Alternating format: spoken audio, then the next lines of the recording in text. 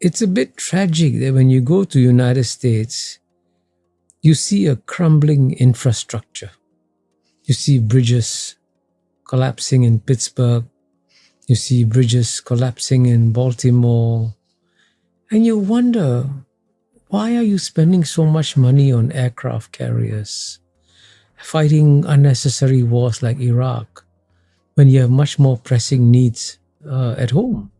And indeed, surprisingly, a relatively conservative American thinker like Niall Ferguson has said in a recent article that we Americans are the Soviets now.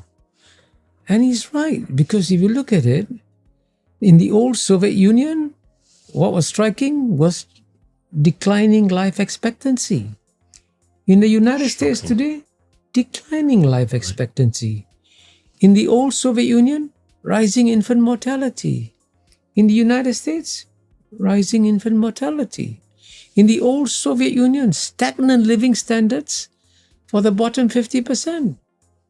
In the United States, stagnant living standards for the bottom 50%. It's actually quite striking.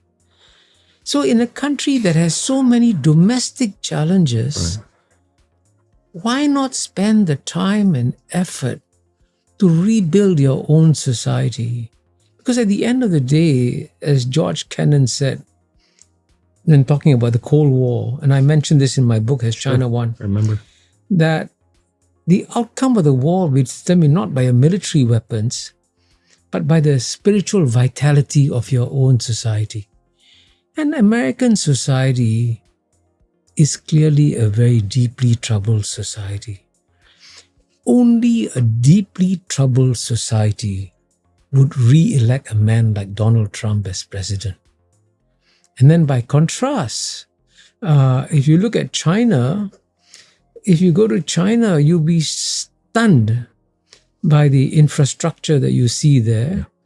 And the living standards of the Chinese people have improved more in the past 30 years than they have in the past 3,000 years. So that's the real battle. So if the United States could focus more on improving the living standards of its people, less on projecting power overseas, it'd be better for the United States and maybe even better for the world.